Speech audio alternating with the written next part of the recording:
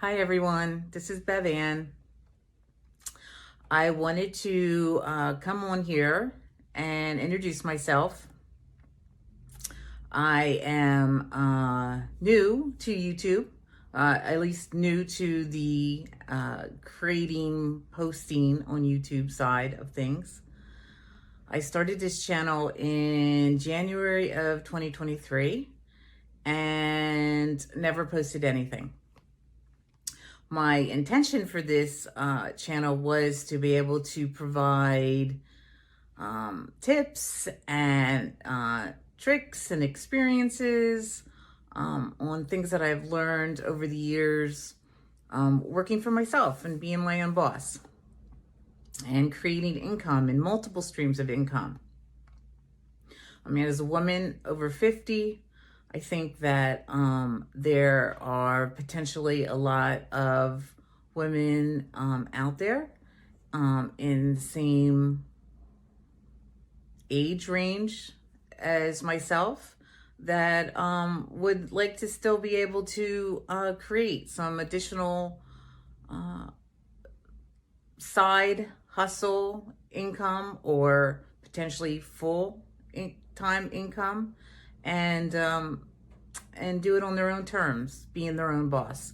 So I named this channel Be Your Own Boss with Bevann, and that's kind of where that came from. In the meantime, life happens and things changed. So I kind of wanted to share my experience and my journey with all of you, and if with anybody that is listening. There might not be anybody listening. This might just be for me, which is fine. But I just kind of thought that it's time. I've been wanting to do this for a long time, so I'm going to give it a try. So basically the spring of 23, I started having a lot of health issues. I was having a lot of neck pain and back pain, and the pain was resonating all the way down my arm. I was having pins and needles, and it was an ongoing, constant problem. And I was having a really difficult time finding any solutions. I was getting massages and that wasn't working. And then I started going to a chiropractor. I wasn't getting any relief from that. I was seeing my primary care doctor and asking for help and going through lots of different testing and not really getting anywhere with it. I can remember having to actually sleep on my left side because I had so many pins and needles down my left arm that I needed to have pressure on my left side in order for me to even be able to go to sleep. So it was becoming a daily problem and interfering with my normal day-to-day life. As I went through the summer, I just again kept trying new things. My doctor ended up referring me to physical therapy, so I started doing that, and they did an assessment. They knew all my pain points. They were doing all types of different stretches and exercises for me. At one point, I was actually on this table that was stretching my spine, stretching my neck, to try to give me relief. And I just wasn't finding any relief. And it was so frustrating. I was going a couple times a week and I would go there in pain and hope for some relief and leave in tears. So it was getting to be really difficult. At one point, my doctor decided to put me on steroids. So I did 1 or 2 rounds of oral steroids and no relief. And then the decision was made to start injections, which was a steroid that was injected into my neck, into my spine. That was a difficult decision to make because it didn't sound like something that anybody would want to do, right? So I made that decision. Remember the day that I went and had my first injection, I went to their office. I was a level 8 pain for sure. Level 8. Typically that was my level, if not more. And they actually use a machine to pinpoint your pain location, and they inject right at that location. And while I was on the table, I went from an 8 to a 10. It was unbelievable that it was worse. It was going to be worse. Here I was getting a needle put into my neck, put into my spine, and it was worse. So that wasn't good for me at all. So I went back to my doctor, begging for help, pretty much. And she started all over with tests, and my blood work always came back perfect. Every test I had done, it looked great. I had no signs of anything that they could find that would tell them what was going on. Years ago, I had chest pains, and I ended up getting an ultrasound on my heart, and I had fluid around my heart. And I thought maybe that this was that, because I started to have chest pains again. And as a woman in her 50s, you don't want to mess around with that. So I had an ultrasound on my heart, and it wasn't that. I did not have any fluid around my head. I had no inflammation. So, but still had the pain, right? So still had the pain. So I remember it was October. I was going to a family wedding. One of my nieces was getting married. And, it's a wedding, right? You want to have fun. Everybody's drinking and laughing and, good food and dancing. And I just was in so much pain. I couldn't even trick myself into pretending to be okay. And it was heartbreaking. I was sitting there, and everything was happening around me, and I just couldn't participate. And I saw that, people were looking at me and wondering what was going on, and I was just sad, really. When it came down to it, I was just sad because I couldn't participate, and I was in so much pain. I mean, my mother-in-law said to me, "Don't you like to dance? Don't you want to dance with us?" And I love to dance, but I couldn't participate. So that was one weekend before my doctor actually finally did a test that came back. I believe it was an MRI that came back and showed that I had a tumor. It was on my spine, in my neck area. The tumor was cancer, and it was metastatic breast cancer. So I had breast cancer that had spread into my bones, and I had absolutely no signs of it. No test that was ever done showed any signs of me having cancer of any type. I had no lumps that I could feel or that were detected by any type of test. So it was devastating to get that news. I remember getting that call. It was a Monday, and my partner and I were here, and I just ran out of the house screaming. It's almost like an out-of-body experience. It's just like, this can't be happening to me. Why is this happening to me? So it's really overwhelming when something like that comes into your life. So I ended up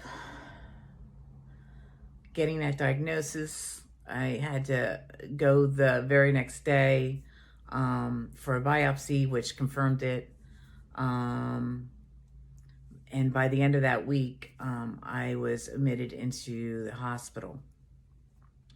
I know that I did not want to go into the hospital, but my pain was not being controlled at home. we were trying everything. I had lots of different pain medications. Uh, we were trying all different levels and milligrams and ways to make it work, but my pain was just excruciating and unbearable. And I got to the point where I was physically ill and needed to be in the hospital. And I know that I really fought that. I did not want to go in the hospital. I really truly thought that if I go in the hospital, I am not going to come out. It's just, it's your mind plays tricks on you. You think the worst. And I didn't want to go. Hindsight, it was probably the best thing that happened. I ended up being fast-tracked. I was able to see my whole team of doctors very, very quickly because I was actually in the hospital. They just started setting up one meeting after the other to meet with everyone that I needed to. And they started assessing my situation, doing all kinds of tests to determine a plan for me. So the decision was made while I was in the hospital to have surgery, to have as much of the tumor removed as possible, and then to do treatment on that area while they were in there. So I ended up having that surgery. I think I was in the hospital for 2 weeks. I did get out right before Thanksgiving. So I was able to come home for the holiday, but I was in there going through the surgery, recovering from the surgery, and then coming up with my treatment plan, my next steps, basically. So I've gone through a lot of different treatments, radiation, chemo. I've lost my hair. This is my grow back version of my hair. So I've been through a lot, and I'm still going through the journey, which I will be going through for the rest of my life. So again, the name of my channel is Be Your Own Boss, and it's funny how that's what I named my channel 2 years ago, not realizing that I was going to need to be my own boss for a lot of different things. So I'm keeping the name of that channel, and I'm going to come on here as often as I possibly can. One of the things with this particular cancer is it has caused a lot of chronic fatigue for me. I'm exhausted. I have only so much energy. So I'm going to come on here as often as I can and post videos, sharing the different things that I've gone through over the last 11 months. I know that if I could have reached out and communicated with, or even just listened to somebody that was going through a similar experience to mine, it would have been very welcoming, and it would have helped me. So I'm going to hopefully be able to provide the same help and guidance, and I don't know, for you to even just hear somebody tell their story, and maybe you're going through a very similar thing. So it might just be helpful for you to hear that. And at the same time, therapeutic for me. So I'm not gonna lie, I'm terrified. I'm terrified of putting myself out there. This is not the way that I feel like I normally look.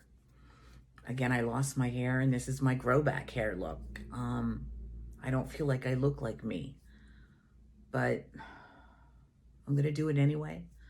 At least I'm going to try to. I'm going to try to post as often as possible.